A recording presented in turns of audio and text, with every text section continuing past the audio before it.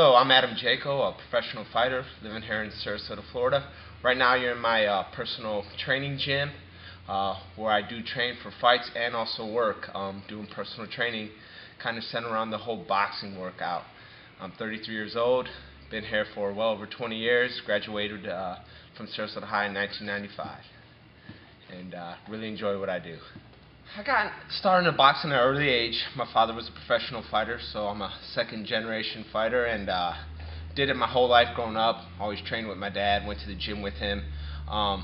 Funny story is he never really wanted me to box, nor my twin brother, but it's something we kind of fell into. We train every day with him, yet he was saying, don't be fighters, don't be fighters. So I do have a long history of boxing, although if you look at my competitive record, it didn't start until late high school, and kind of up and down there. Had some injuries where I had to take some time off, but fell into it at a very young age. Loved it from the very beginning, for sure. Best part of my boxing is probably my ability to be aggressive yet also box. Kind of a boxer puncher. Some fighters are very aggressive, some are very passive, move a lot, and I think I have a well-rounded game where I can adapt to just about any fight very quickly, where the guy is aggressive, not aggressive. My style can do whatever I need to win a fight, I think. Something I'd like to improve about boxing is the regulations. I think the sport can still be very corrupt. I think there needs to be a national committee that oversees fighters, their testing, whether there's doping involved on all levels. Also, how they take care of fighters at the end of their career. I think the pay scale is very off. Fighters are being paid very little to risk their lives, and yet some of them are making millions and millions of dollars.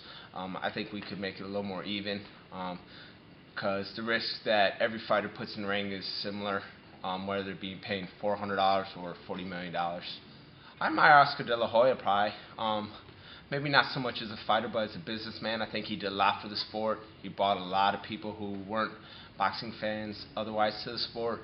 And I think he's done a very good job now that his boxing career has ended as a promoter, really treating fighters fairly. You hear about it all the time. And I think he does a very good job of marketing the sport and appearing to be a good guy from what everyone can tell. And a lot of time in the sport, I think fighters do a poor job of representing their sport. And to me, I think fighters need to do their best to preserve the sport and still be looked at almost like you're revered, like in the 30s and 40s, as most fighters were, instead of as maybe in a thuggish type mentality that most people think of fighters as being.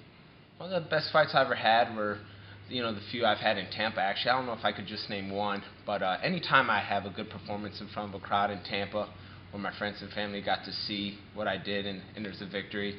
And two of my last fights ended in second round knockouts, wins. So those are nice to have, especially in front of your friends, because if you put in the training, the fight should be easy, and that's your reward for all the sacrifice and time you put in the gym when the rest of your friends are out living a normal life, and you're in the gym almost 24 hours a day. The best advice to take in boxing is to trust nobody. Everyone's out to get a piece of money, to use you as far as an opponent, or as a stepping stone for the next prospect. So you really have to look out for yourself in this sport. And I learned that growing up with my father. Unfortunately, he was on the wrong side of things, and I think was used a lot in his career. And you got to take care of yourself. If you're not looking out for yourself, no one is, and you have to absolutely remember that in every situation. As far as the boxing movies that have been out, I thought Cinderella Man was a very good movie. It brought James Braddock to the forefront. He didn't get much credit in his career, and I thought it was fairly accurate. And then the latest movie with about Mickey Ward, the fighter, that was a great movie as well. I think I like boxing movies that are more realistic and show you maybe the fighter's side of life, and not just the punching and boxing. There's more to a fighter's life than actual boxing. We are human beings, and we have emotions, and we have families. So I like any of those movies, referring to those past two, that show you more than just beyond a guy being punched in the face, because generally that's probably the least accurate part of boxing movies. These guys are taking hellacious shots during these movies, and it just doesn't happen. If you take shots like that, most likely you end up dead or in a coma. So I like any movie that shows a fighter's family life and a different side of just the boxing. Favorite part about boxing for me is probably just the preparation to prepare for a match. I love training. I love staying in shape. I love the fact that it's a one-on-one sport. You have no one to blame, win or lose.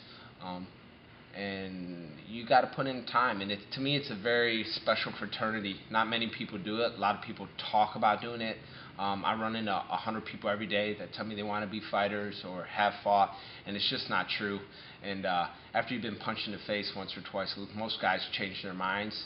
So to me, it's a special group, and whether you're a world champion or a below average fighter, I respect all fighters. It's a very difficult job we do. And I give kudos to anyone who's willing to step through the ropes in front of, thousands of people. It takes a lot of courage. My next step with my career is hopefully fighting for the Florida State super middleweight title.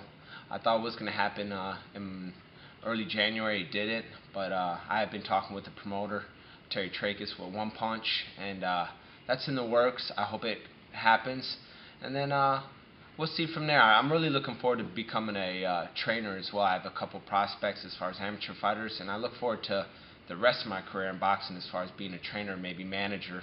I enjoy working with kids and maybe showing them the way it should be done, because I feel even in my career there were some moves that I don't think were the right moves to make, and I would love to develop a kid and have a world champion someday.